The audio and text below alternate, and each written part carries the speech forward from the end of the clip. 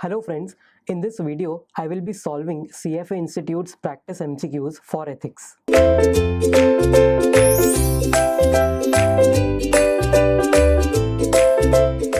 Smith is a financial analyst with XYZ brokerage firm.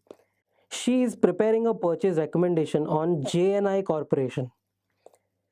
Which of the following situations is most likely to represent a conflict of interest for Smith that would have to be disclosed? Basically, कौन सा conflict of interest disclose करना है, that is the question. First option is Smith frequently purchases items produced by JNI. Now you are an employee, you are trying to make a recommendation on a company known as JNI, and if you are purchasing products of JNI, is that a conflict of interest? Not at all. ये तुमने theory में भी पढ़ा था that if you are trying to pass a recommendation on say Hindustan petroleum, now HPCL जो है उसका petrol तुम भरवाते हो एंड तुम HPCL पे recommendation पास कर रहे हो, how can it be a conflict of interest? It is not a conflict of interest. B, XYZ holds for its own account a substantial common stock position in JNI. Now here what is happening, एक employer है, employer कौन है? XYZ. Employer is holding substantial common stock, for example 20% hold किया है of JNI, and ये employer का employee है Smith. Now Smith is trying to pass a recommendation on JNI. Is there a conflict of interest here? Yes, now there is a conflict of interest. So option B looks correct. C, Smith's brother-in-law is a supplier to JNI. Smith का brother in law ये JNI को raw material supply करता है. Again this is not a concern for your conflict of interest standard, because the rules are, ये जो JNI है उसके customer supplier वगैरह जो भी है उससे कोई भी रिलेशन होगा अपना, then too it is not a conflict of interest. But if there is a relation with JNI's promoter or your employer and JNI are related, something like that is a concern. So option B is the right one. Solution, correct answer is B. This question involves standard 6A, disclosure of conflicts, specifically the holding of an analyst's employer in a company stock. Basically तुम्हारा employer ने अगर ये company में hold किया है उसके बारे में ये बात हो रहा है. Answers A and C do not describe the conflict of interest that Smith would have to disclose. ये Smith को ये सब disclose नहीं करना था in A and C. Answer A describes the use of firm's products which would not be requiring a disclosure. ये जो भी disclosure था firm के product के बारे में था, it is not required to be disclosed. In answer C, the relationship between an analyst and the company through a relative is so tangential that it does not create a conflict of interest necessitating those disclosures. So basically ये जो last वाला point था supplier वाला, और even for that matter customer वाला, customer and supplier, अगर इसके related कुछ भी होता है then you need not really check this standard of conflict of interest. So basically in the last line it says that between any analyst and company, if there is any relative जिसका कोई भी tangential relation हो रहा है, it will not create a conflict necessitating any disclosure. So that is why option B is the right one. Example 22. Michelle Yu tells a prospective client, prospective मतलब future client, I may not have a long-term track record yet, but I am sure that you will be very pleased with my recommendation and service. In the 3 years that I have been in the business, my equity-oriented clients have averaged a total return of more than 26% per year. The statement is true, but Michelou has a few clients only, and one of his clients took a large position in a penny stock against Michelou's advice and realized a huge gain. This large return caused the average of all of Michelou's clients to exceed 26% a year. Without this one investment, the average gain would have been 8% a year. Has Michelou violated the standards? That is the question. First of all, again, try to understand the question again. ये जो है Michelou, उसने एक prospective client बनाया.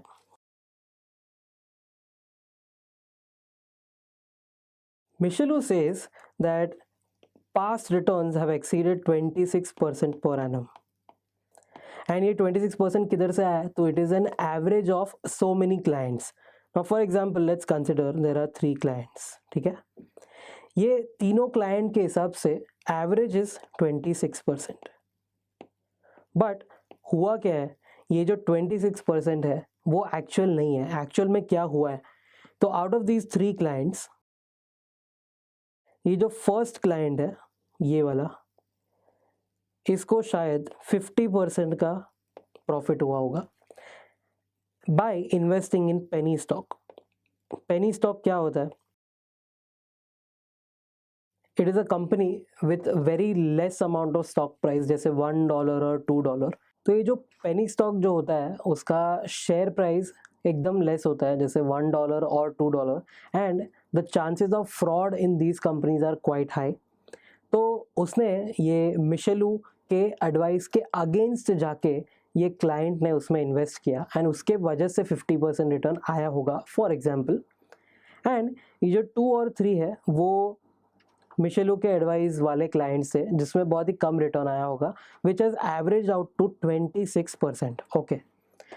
And ये जो मिशेलू है उसने ये जो क्लाइंट है जिसने पेनी स्टॉक में डाला था एक्सेट्रा एक्सेट्रा, ये कुछ भी डिस्क्लोज नहीं किया है टू दैट प्रोस्पेक्टिव क्लाइंट.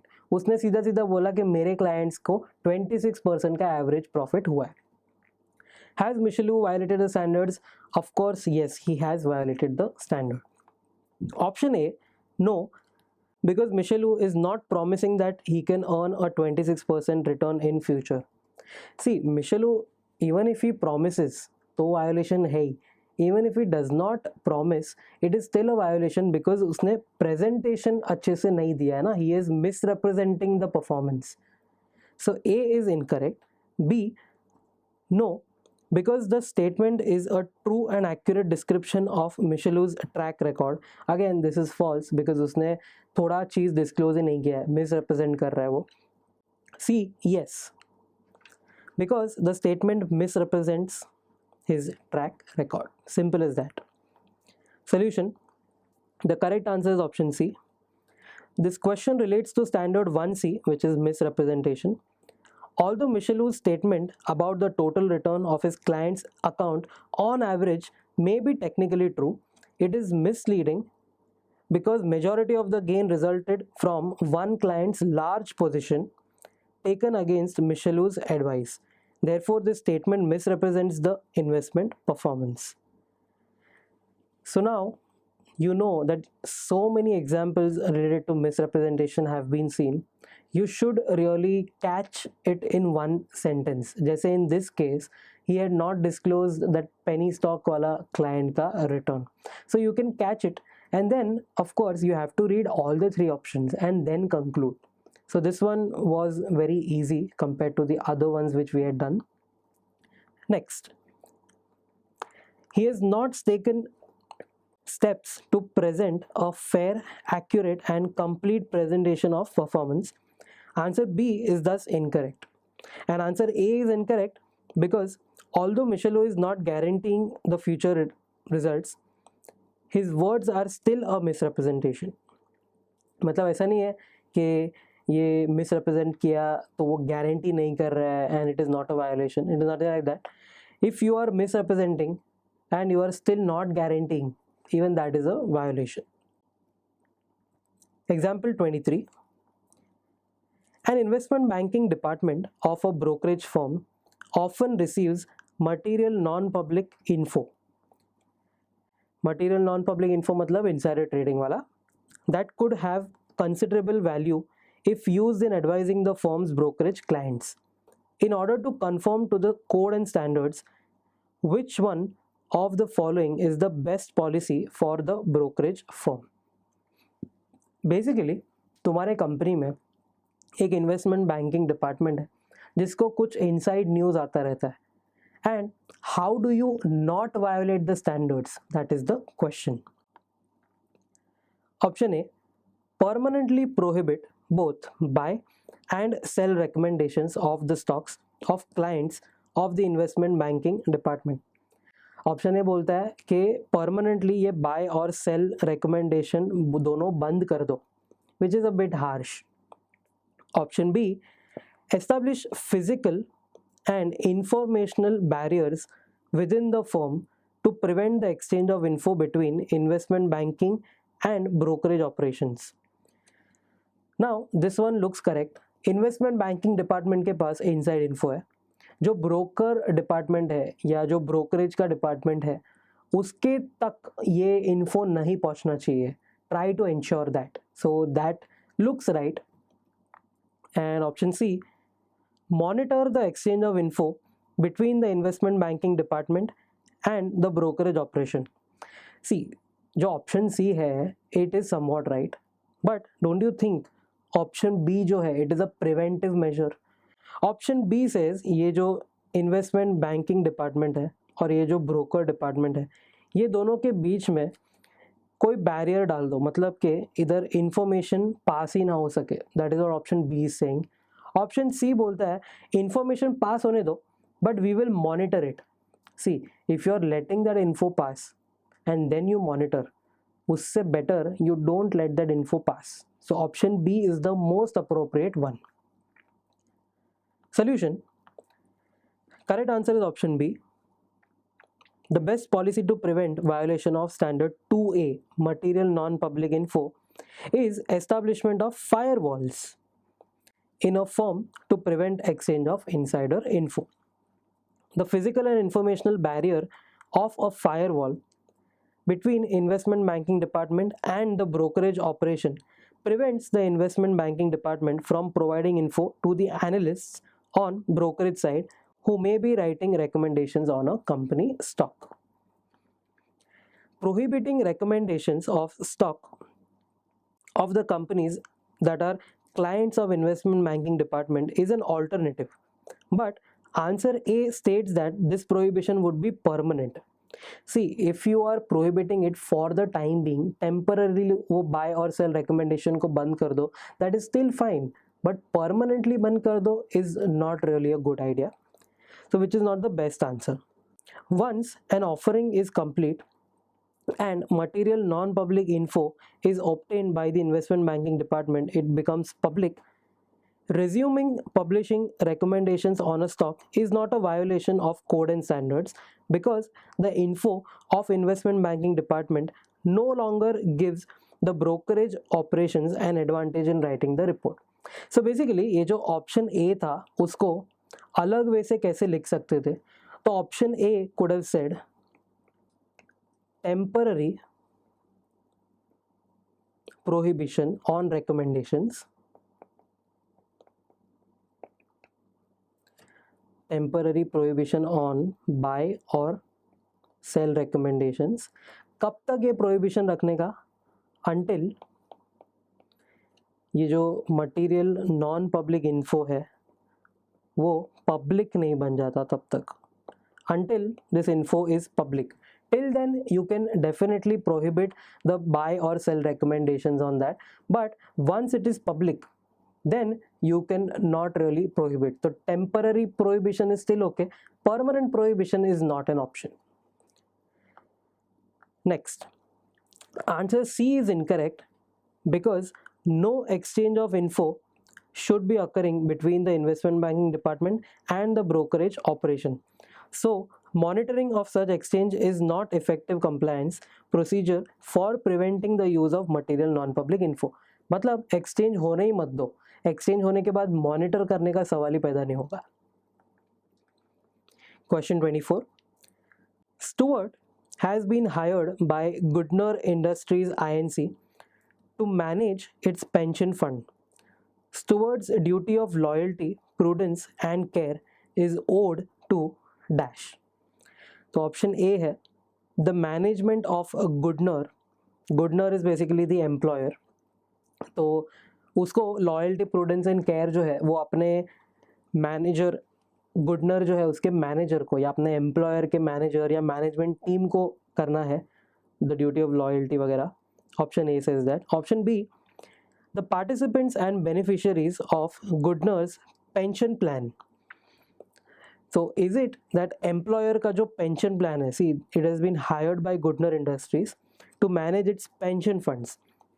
तो क्या ये Goodner Industry के मैनेजमेंट को ये actually loyalty prudence and care दिखाना है, या क्या ये पेंशन फंड के पार्टिसिपेंट्स को और बेनिफिशियरीज को दिखाना है लॉयल्टी? और option C share holders of Goodner which is the share holders of your employer, क्या उसको लॉयल्टी प्रूडेंस एंड केयर दिखाना है?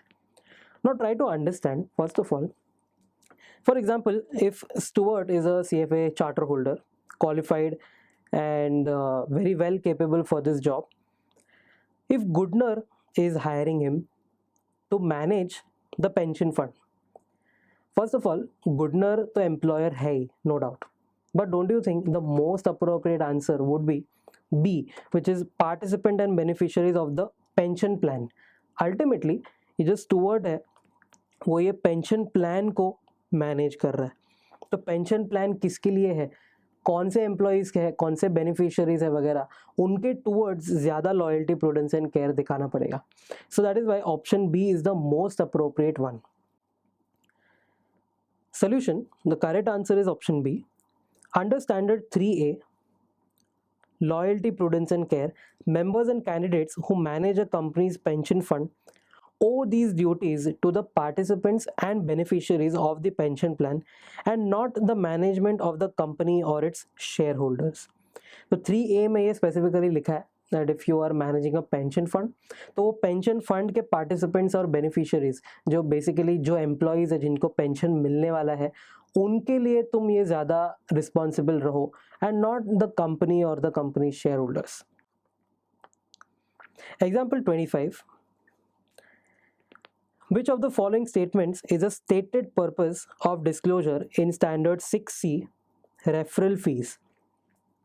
See now in exam ये जो Standard 6C के आगे referral fees लिखा है वो शायद नहीं लिखा होगा, and that is why you need to know the name as well as the number of the standard.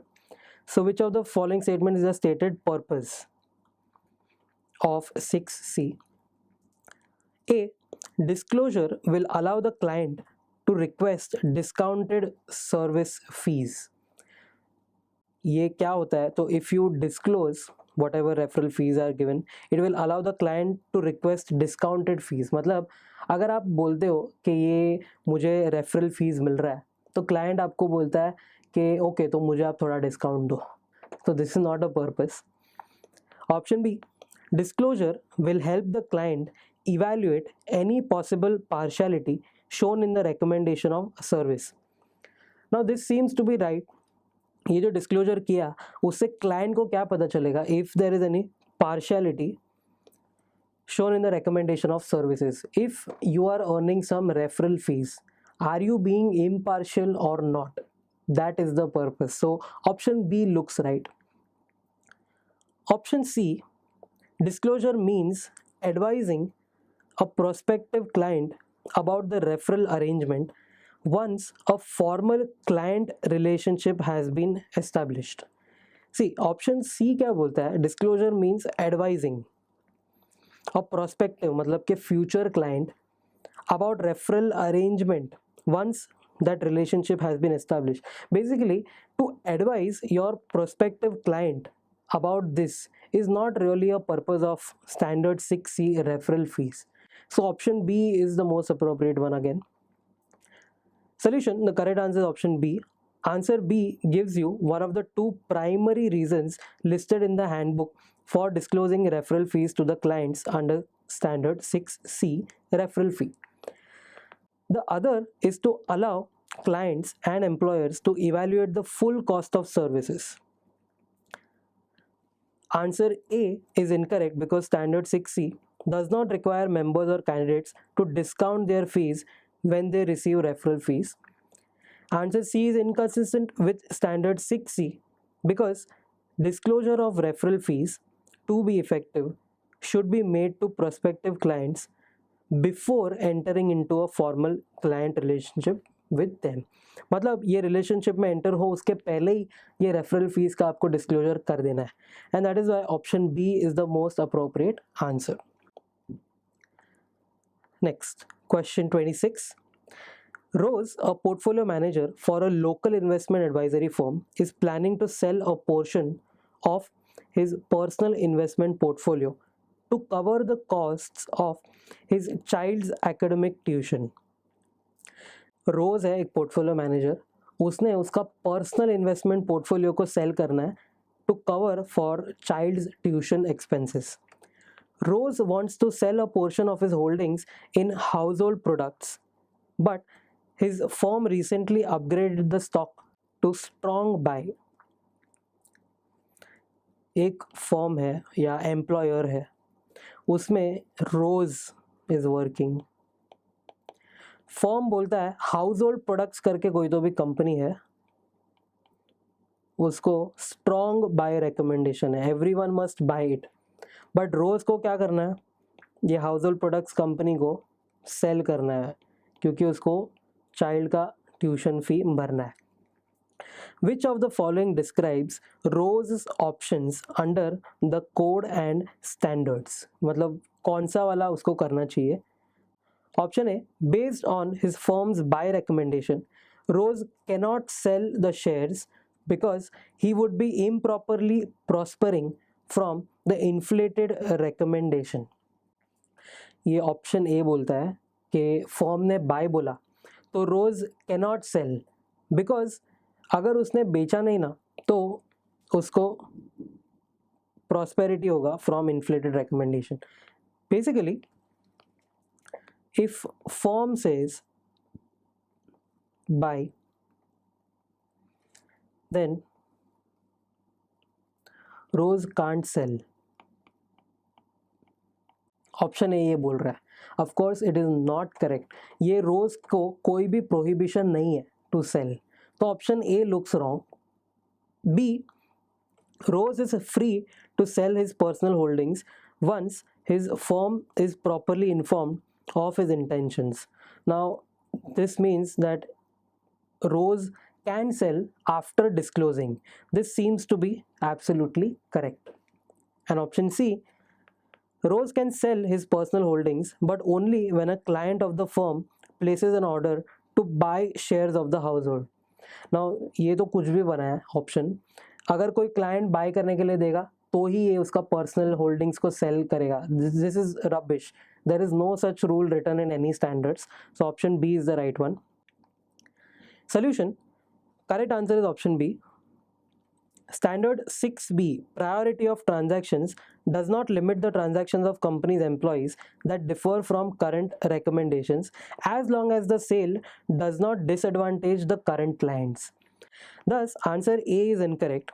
Answer C is incorrect because the standard does not require the matching of personal and client trades. ये matching क्या होता है, तो option C बोलता है कि if the client is ready to buy then you must sell. ये matching हो गया एंड ऐसा कोई भी रिक्वायरमेंट कोई भी स्टैंडर्ड में नहीं लिखा है. Example 27. A former hedge fund manager Jackman has decided to launch a new private wealth management firm. From his prior experience, he believes that the new firm needs to achieve $1 million in AUM, asset under management, in the first year. Jackman offers $10,000 incentive to any advisor who joins his firm with minimum of $200,000 or 2 lakh dollars in committed investments. Jackman places notice of the opening of several industry web portals and career search sites. Which of the following is correct according to the code and standards? First, try to understand. एक Jackman है जिसने नया company शुरू किया है. He wants $1 million AUM. Now, for that, what he is trying to do, he will hire advisors who bring $200,000 of committed investments. Basically, who have clients who are willing to put in $2 lakh, and उनको ये कितना देगा? $10,000 incentive.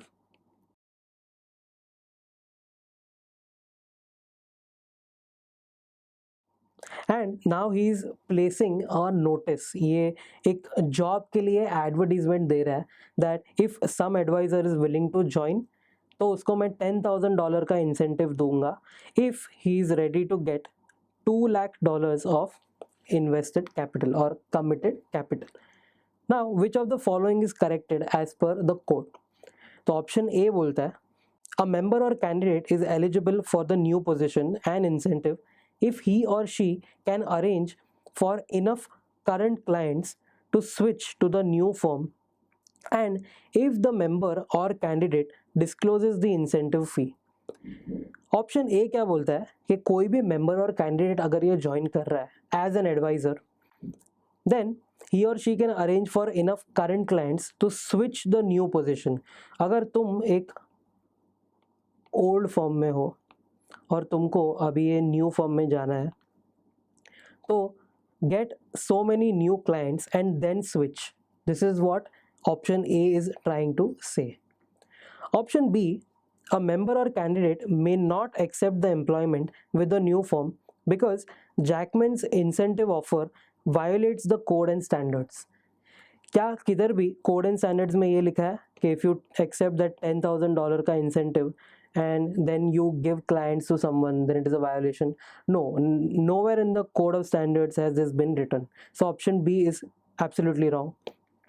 Option C, a member or candidate is not eligible for the position unless he or she is currently unemployed, because unless he or she is currently unemployed, first of all, try to understand the meaning. It means that अगर तुम unemployed हो अभी, then you can take the job. First of all try to understand this line. अगर तुम employed हो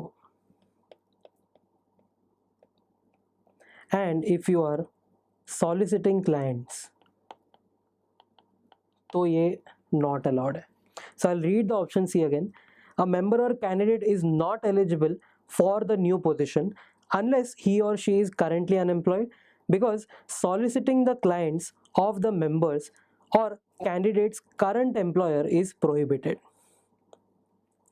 मतलब ये incentive फी $10,000 जो है, उसके लिए अगर आपको जो क्लाइंट्स देने हैं वो आपने अगर करंट एम्प्लॉयर के क्लाइंट्स को उधर ट्रांसफ़र किए, तो that is definitely a violation.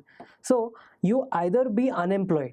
अगर आप अनएम्प्लॉयड हो और आप ये इंसेंटिव फी एक्सेप्ट कर रहे हो, then it won't be a violation. So option C is rightly addressing this situation. So option C must be the right answer. Solution: answer C is correct. Standard 4A loyalty discusses activities permissible to members and candidates when they are leaving their current employer. Soliciting clients is strictly prohibited. मतलब कि अपने current employer के clients को आप नए firm में लेके जाओगे, that is prohibited. Thus, answer A is inconsistent with the code and standards even with the required disclosure. Disclosure करने के बाद भी ये violation ही रहेगा. Answer B is incorrect because the offer does not directly violate the code and standards. There may be out of work members and candidates who can arrange the necessary commitments without violating the standards. And That is why option C was the right one. Example 28. Carter works for Invest Today. Carter employee है, Invest Today employer है, a local asset management firm. A broker that provides Carter with proprietary research through client brokerage arrangements is offering a new trading service. Now let's try and understand these terms. ये Carter है, who is an employer.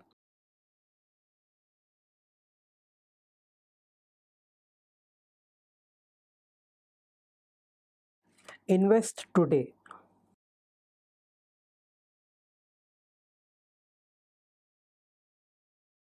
ये जो है वो form है, और for our reference employer, Carter जो है वो एम्प्लॉई है उसमें, और कार्टर ने एक अरेंजमेंट किया है विद अ ब्रोकर.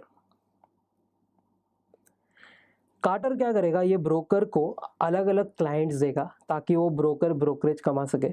एंड ये जो ब्रोकर है वो कार्टर जो एम्प्लॉई है उसको क्या देगा, प्रोप्राइटरी रिसर्च, मतलब टिप्स देगा कौन सा स्टॉक बाय करना है या सेल करना है.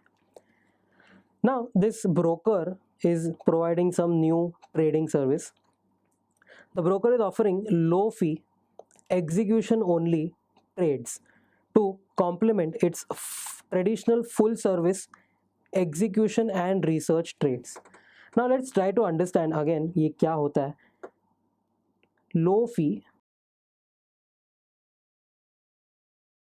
execution only versus full fee या proper fee execution plus research trades. First case में क्या है, एक लो फी मतलब ज़्यादा फीस नहीं लेंगे, एंड एग्जीक्यूशन ओनली मतलब या तो तुम बाय करो या तो तुम सेल करो, सिर्फ इतना ही सर्विस देंगे. वर्सेस फुल फी मतलब प्रॉपर फीस लेंगे, एग्जीक्यूशन भी देंगे, साथ में आपको रिसर्च भी देंगे that you must by this stock और सेल दिस स्टॉक. तो अब ये लो फी वाले में एंटर हो रहा है new business. To entice Carter and other asset managers to send additional business its way, the broker will apply the commissions paid on the new service towards satisfying the brokerage commitment of the prior full service agreements. Now, what is happening here? ये जो broker है वो आपको बोलता है that you please provide me with some more clients, and इससे जो भी मुझे एक्स्ट्रा प्रॉफिट होगा, जो भी कमीशन वगैरह होगा और new service will be paid towards satisfying the brokerage commitment of prior full service arrangements. जो पहले वाले अरेंजमेंट में आपको पैसा देना था वो मैं ये नए वाले बिजनेस से कमा के आपको दे दूंगा. That is what this person is trying to say. Carter has always been satisfied with execution provided on full service trades, and the new low fee trades are comparable to the fees of other brokers currently used for the accounts that prohibit soft dollar arrangements. Option A, Carter can trade for his accounts that prohibit soft dollar arrangements under the new low fee trading scheme. Now try to understand the option. Carter can trade for his accounts that prohibit soft dollar arrangements under the new low fee trading scheme का मतलब क्या है?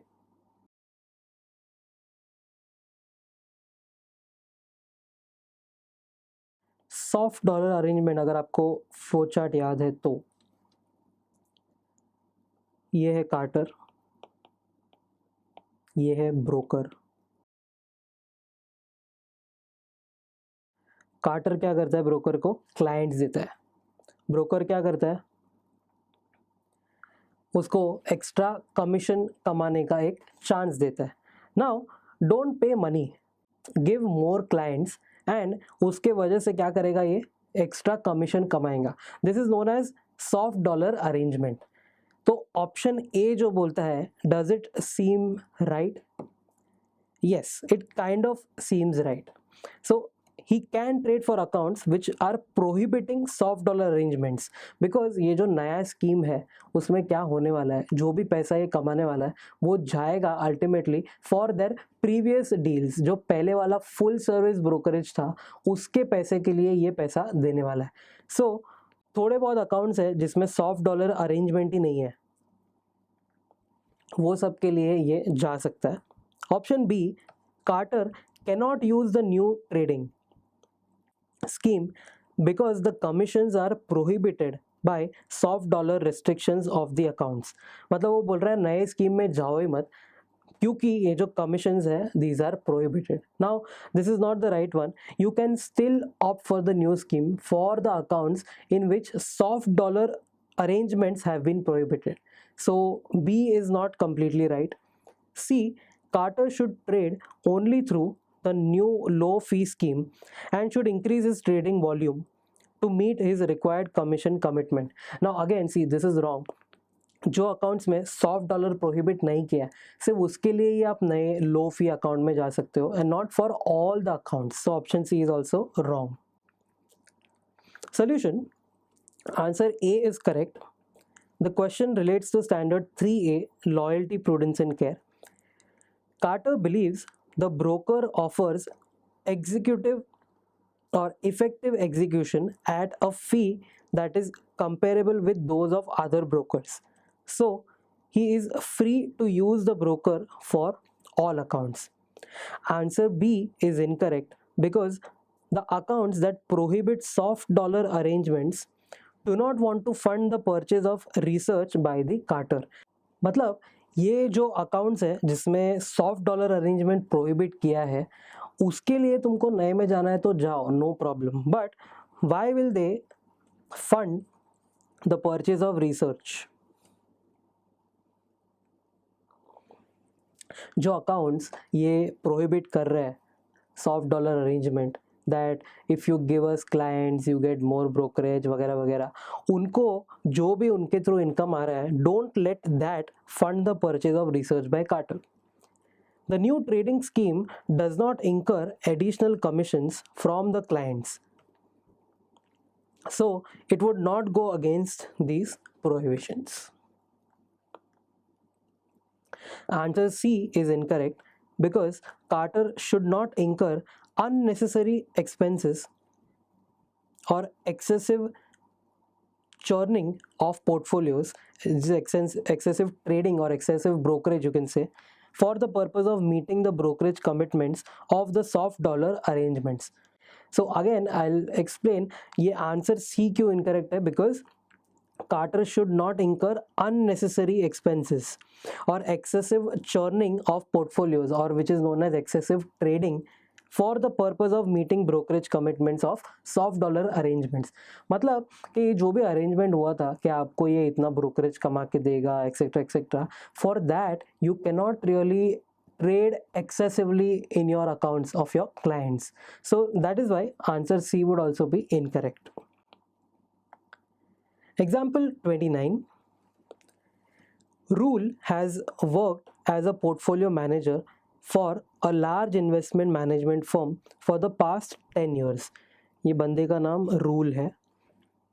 Rule earned his CFA charter last year and has decided to open his investment management firm, his own firm। After leaving his current employer, Rule creates some marketing material for his new firm। He states in the material, in earning the CFA charter, a highly regarded credential in the investment management industry, I further enhanced the portfolio management skills learned during my professional career। ये rule जो है उसने कुछ तो भी statement pass किया है जिसमें वो बोलता है कि ये जो CFA चार्टर है which is highly regarded credential in this investment management industry, मैंने क्या किया, पोर्टफोलियो मैनेजमेंट स्किल्स को और एनहांस किया during learning whatever I was doing in my professional career. This is what the statement has been passed by him. While completing the examination process in the 3 consecutive years, I consistently received the highest possible scores on the topics of ethics, alternative investments, and portfolio management. Has rule violated standard 7B, which is reference to CFA Institute, CFA designation, and CFA program in his marketing material? Now try to understand 7B में आपको बोला क्या गया था that you cannot really fake anything. Like in this case, this is known as faking it. How is it so? First of all, try to understand your result would be something like this. एक graph आएगा, you won't come to know how many questions were right or wrong. There will be a graph. So this is a category of 10 percentile, फिर होगा 50, फिर होगा 70 और फिर होगा 90. And here you will come to know what is the minimum passing line. For example, this is the minimum passing line and you lie somewhere here. So the result is somewhat that you won't really know if you are the first or not. Then how can he say that he has received the highest possible scores in ethics, which is, a violation of standard 7B. So let's read the options first. Rule violated standard 7B in stating that he completed the exams in 3 consecutive years. Now this is not a violation. ये तो actual fact है. अगर उसने 3 साल में तीनों level ख़त्म किए तो stating that is not a violation. It is okay. It is a fact. B. Rule violated standard 7B in stating that he has received the highest scores in topics of ethics, alternative investment, and portfolio management. This answer is a violation. So this one is the right answer. C. Rule did not violate standard 7B. So this is wrong because option B is the right one. Solution, answer B is correct according to standard 7B, reference to CFA Institute, CFA designation, and CFA program. CFA program candidates do not receive their actual scores on the exam. You must know this. Topic and subtopic results are grouped into 3 board categories and the exam is graded only as pass or fail. ये जो 3 board categories है वो यही है 50, 70, 90 और कभी कभी 10 भी आता है. Although a candidate may have achieved a topical score of above 70, she or he cannot factually state that she or he has received the highest possible scores because that information is not reported.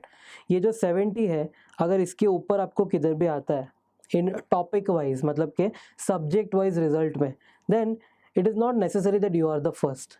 It can be possible that you are second or third or even 50th. You never know. Thus, answer C is incorrect. Answer A is incorrect as long as the member or candidate actually completed the exams consecutively.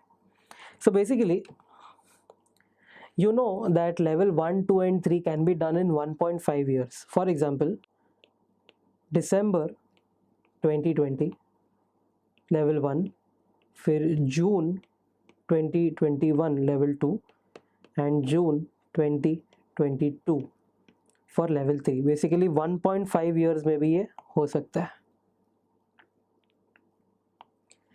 So this is what it is trying to say. Answer A is incorrect as long as the member or candidate actually completed the exams consecutively. Standard 7B does not prohibit the communication of factual info about completing the CFA program in 3 consecutive years.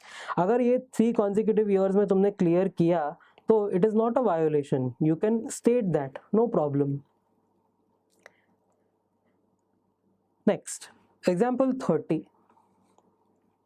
Stafford is a portfolio manager for a specialized real estate mutual fund. Her firm clearly describes in the fund's prospectus its soft dollar policies.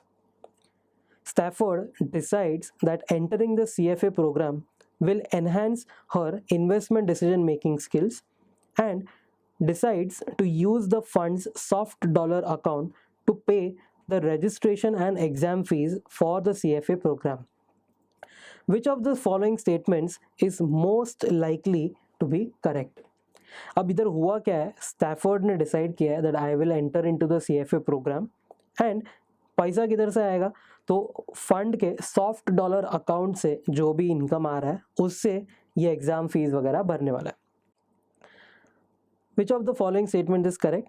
So option A, Stafford did not violate the code and standards because prospectus informed investors of the fund's soft dollar policies.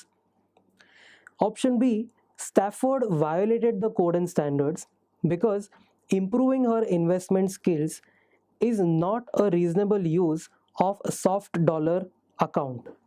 Option C, Stafford violated the code and standards because the CFA program does not meet the definition of research allowed to be purchased with brokerage commissions.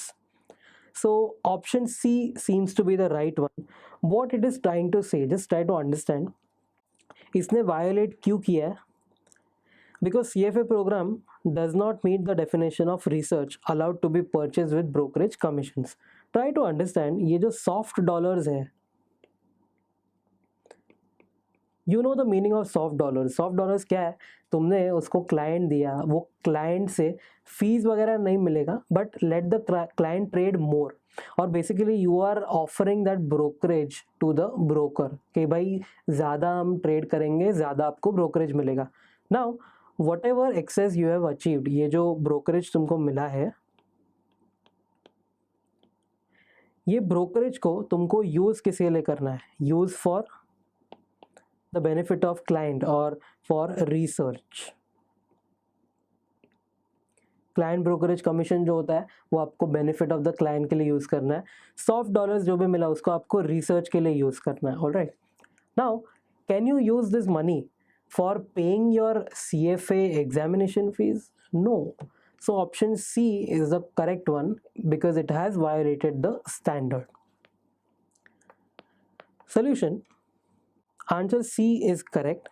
According to Standard 3A, Loyalty, Prudence and Care, the CFA program would be considered a personal or firm expense and should not be paid for with the fund's brokerage commissions. Soft dollar accounts should be used only to purchase research services that directly assist the investment manager in investment decision making process, not to assist the management of the firm or to further education. Thus, answer A is incorrect. Answer B is incorrect because the reasonableness of how the money is used is not an issue.